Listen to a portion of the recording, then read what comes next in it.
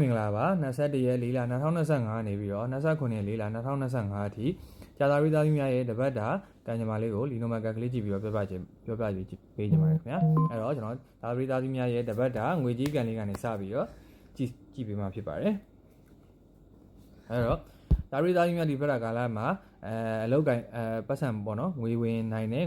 ငွေကြီးလက်လာပါတွေပေါ်ပြနေတဲ့တပတ်တာကာလဖြစ်တဲ့ငွေနဲ့ပတ်သက်ပြီးငွေဝင်လမ်းကြောင်းလေးဖြန့်မြူးနေမယ်လက်လာပါပေါ်မှန်းမယ်ဒီတပတ်တာကာလကတော့ကြာသာရိသားသမီးများအတွက်ငွေရှင်တဲ့တပတ်တာကာလဖြစ်နိုင်တဲ့အတွက်ကြောင့်မလို့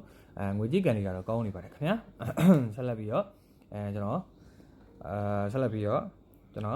အလောက်ကံလေးကြည့်ပေးပါမယ်အလောက်ကံလည်းမထင်မှတ်ထားတဲ့နေရာနေပြီးတော့မထင်မှတ်တဲ့အောင်မြင်မှုလေးတွေရရှိလာနိုင်တဲ့အတွက်ကြောင့်မလို့အလုပ်ထဲမှာလည်းအဆင်ပြေအောင်မြင်ပျော်ရွှင်နေမယ့်တပတ်တာကာလဖြစ်ပါတယ်ကြာသာရိသားသမီးများရဲ့ကျွန်တော်အခြေရေးကိုဆက်ပြီးတော့ကြည့်ပေးပါမယ်အခြေရေးကလည်းထုံးနည်းလောက်ကောင်းပဲပေါ့နော်အခြေရေးမှာကိုယ့်ရဲ့ကောင်းတဲ့တင်းတွေကအောင်မြင်မယ်ပျော်ရွှင်နေမယ်ပြီးတော့မျက်နှာပွင့်လန်းနေမယ်ဒါမျိုးလေးတွေမြင်ရနိုင်တယ်အခြေရေးနဲ့ပတ်သက်ပြီးအခြေရေးကံလည်းကောင်းနေတဲ့တပတ်တာကာလဖြစ်ပါတယ်အခြေရေးမှာစိတ်ချမ်းသာစရာလေးတွေကြုံလာနိုင်တဲ့တပတ်တာကာလဖြစ်ပါတယ်ဆက်လက်ပြီးတော့ကျွန်တော်အိမ်တော်ကြီးကိုကြည့်ပေးပါမယ်အိမ်တော်ကြီးမှာတော့ကြာသာရိသားသမီးများကအိမ်တော်ကြီးမှာအနေငယ်စိတ်ပင်ပန်းရတာစိတ်လေးလံတာပြီးတော့စိတ်ဒုက္ခရောက်တာဒါမျိုးလေးတွေကြုံလာနိုင်ပါတယ်အိမ်တော်ကြီးကံလေးကတော့အနေငယ်ညံ့နေပါတယ်ကိုကအိမ်တော်ကြီးနဲ့ပတ်သက်ပြီးဝင်ပြီးမဲ့သဘောမျိုးမြင်ရပါတယ်ဒီဘက်ကာလမှာတော့ဆက်လက်ပြီးတော့ကျွန်တော်ကြာသာရိသားသမီးများရဲ့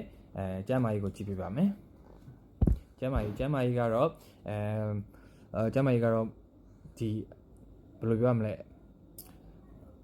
ကျမ်းမာရေးကတော့ညံ့နေတယ်ပေါ့နော်ဒီဘက်ကာလမှာကိုသူတစ်ပါးက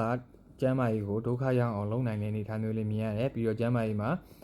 ခိုက်ရန်ဖြစ်ပွားခြင်းကြောင့်ရလာတဲ့ဝေဒနာလေးတွေဖြစ်လာနိုင်တယ်ပြီးတော့ခြေထောက်အောက်ပိုင်းလက်ဒါမျိုးလေးတွေကိုသတိထားရမယ်တပတ်တာကာလပါ